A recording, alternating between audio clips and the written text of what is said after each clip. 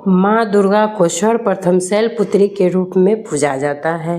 हिमालय के वहाँ पुत्री के रूप में जन्म लेने के कारण उनका नामकरण हुआ शैलपुत्री।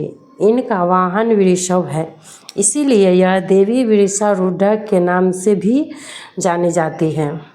दाहिने हाथ में त्रिशूल और बाएं हाथ में कमल का पुष्प लिए अपने वाहन वृषभ पर विराजमान होती है। नवरात्रा के इस प्रथम दिन की उपासना में साधक अपने मन को मूलाधार चक्र में स्थित करते हैं। शैलपुत्री का पूजन करने से मूलाधार चक्र जागृत होता है और यही से योग साधना आरंभ होती है, जिसके अनेक प्रकार की शक्तियाँ प्राप्त होती है।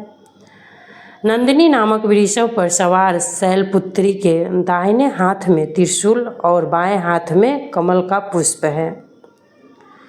इन्हें समस्त वन्य जीव जंतुओं की रक्षक माना जाता है। दुर्गम स्थलों पर स्थित बस्तियों में सबसे पहले शैलपुत्री के मंदिर की स्थापना इसलिए की जाती है कि वह स्थान सुरक्षित रह सके। यही देवी प्रथम दुर्गा है। यही सती के नाम से भी जानी जाती है। उनकी एक मार्मिक कहानी है। माँ शैलपुत्री की कलश स्थापना विधि।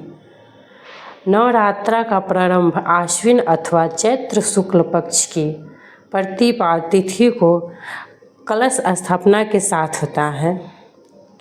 कलश को मंगल मूर्ति गणेश का स्वरूप माना जाता है, अतः सबसे पहले कलश की स्थापना की जाती है।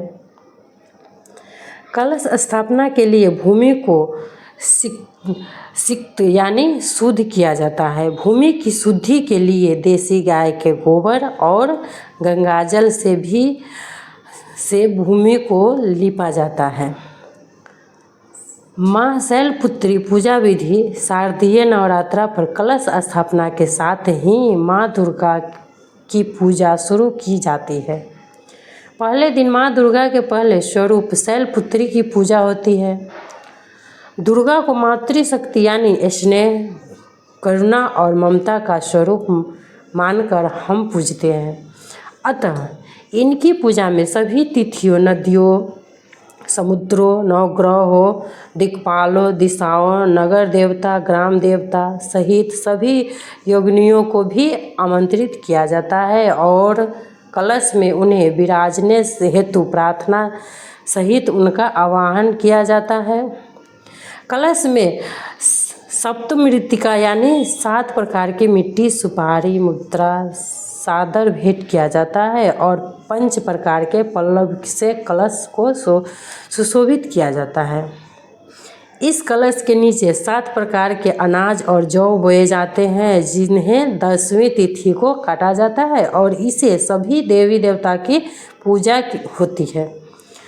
इसे जयंती कहते हैं, जिन्हें इस मंत्र के साथ अर्पित किया जाता है। माँ शैलपुत्री की उत्पत्ति कथा। अपने पूर्व जन्म में ये प्रजापति दक्ष के घर की कन्या के रूप में उत्पन्न हुई थी। तब इनका नाम सती था और इनका विवाह भगवान शंकर जी से हुआ था। एक बार प्रजापति दक्ष ने बहुत बड़ा यज्ञ किया, जिसमें उन्होंने सारे देवताओं को अपना अपना यज्ञ भाग प्राप्त करने के लिए निमंत्रित किया, किंतु दक्ष ने शंकर जी को इस यज्ञ में आमंत्रित नहीं किया। सती ने जब सुना कि उनके पिता एक अत्यंत विशाल यज्ञ का अनुष्ठान कर रहे हैं, तो वह वहां जाने के लिए उनका मन व्याकुल हो उठा। अपनी यह इच्छा उन्होंने शंकर जी को बताई। सारी बातों पर विचार करने के बाद उन्होंने कहा, प्रजापति दक्ष किसी कारणवश हमसे रुष्ट है। अपने यज्ञ में उन्होंने सारे देवताओं को आमंत्रित किया है, उनके यज्ञ भाग भी उन्हें समर्पित किए हैं, किंतु जानबूझकर हमें नहीं बुलाया है। ऐसी स्थिति में तुम्हारा वहाँ जाना किसी भी प्रकार श्रेयस्कर नहीं होगा।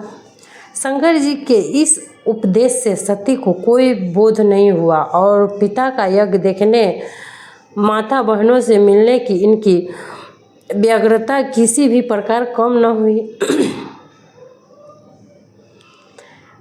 उनका प्रबल आग्रह देख अंततः शंकर जी ने उन्हें वहाँ जाने की अनुमति दे दी।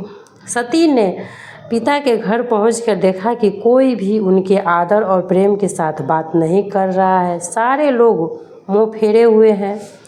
केवल सती की माता ने स्नेह से उन्हें गले लगाया। बहनों की बातों में व्यंग्य और उपहास के भाव भरे हुए थे।